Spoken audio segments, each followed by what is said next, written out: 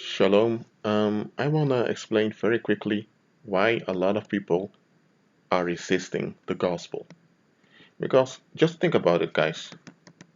If Jesus Christ is Lord, that means that we are not Lord. Period. If He be Lord, then it means that there are no taboo boundaries between human beings. You see, there aren't. If Jesus Christ is Lord, He's omniscient, it means He knows everything and He's omnipresent, then there can't then secrets don't exist. He's the only one that has secrets, nobody else. That means that all other information that exists can be accessed. The only information that cannot be accessed is information that the Lord keeps hidden. Okay? The the rulership of Christ implies that there is no hierarchy among human beings. Look, there may be divisions in labor.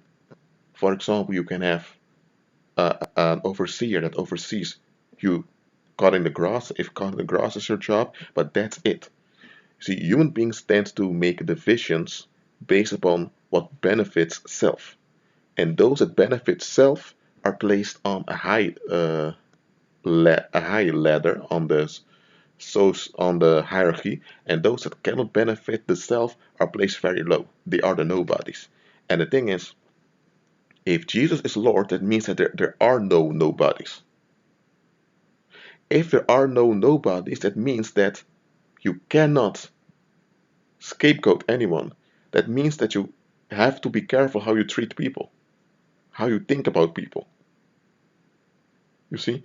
And if there are no nobodies, then it means that unbelievers cannot just pick out someone and pour out all their frustration and their violence upon them.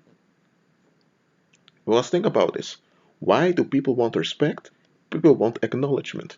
Because the violence is real, that if people do not credit you acknowledgement, they tend to use you as a scapegoat to contain the violence of the community. And nobody wants to be there because it's a very dangerous place and you can easily lose your life by the persistent abuse of others.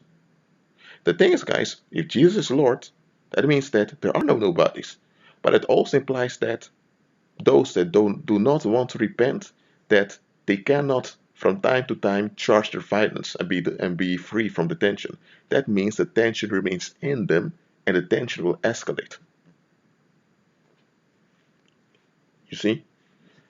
And if the tension escalates, it'll well things will go very ugly. Things will get very ugly. Things will go very wrong.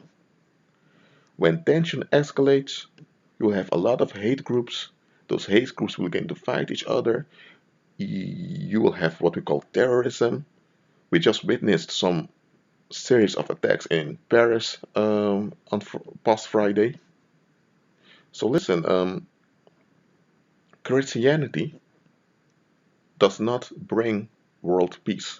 Christianity brings peace to those that agree with truth.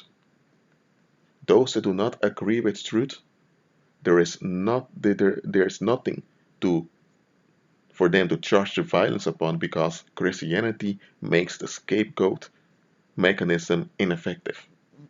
Once you have acknowledged the inherent value of every human being, then you cannot successfully scapegoat a human being anymore and sacrifice them.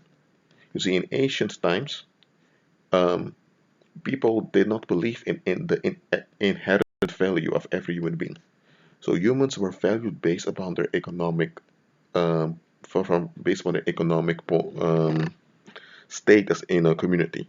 And the lowest of the lowest were the nobodies, and the nobodies you could treat however you wanted. They had no rights and they had no humanity.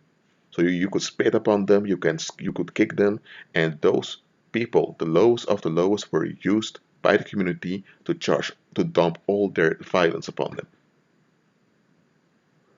See, but the thing is, Christianity has frustrated that mechanism.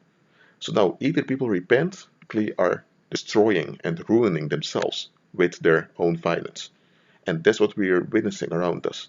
those that do not want to repent, their violence will finish them off. Well, that's why a lot of folks are scared of the gospel, because the gospel, once it has been sown somewhere, it can never be removed anymore. The effects are permanent. And people that reject truth, they hate those effects because they have to deal with them whether they want it or not. And they know very well that the only ones that will be harmed by the persistence against the truth are they themselves. So now you know why many people become violent when you talk about Jesus Christ. They are okay if you talk about Jesus as a prophet or as a good man or as an example, but the moment you vindicate the gospel, their true state of being is revealed. Because listen, if Jesus is Lord, that means that all humans are on the same in the same class on the same level. No hierarchical differences and no taboo boundaries. No taboo boundaries, that means that violence cannot be mystified. That means that there are no scapegoats. So it's either Christ or literally damnation. That being said, I hope this video has opened your eyes about some of these things, and may the grace of the Lord be with you. Shalom.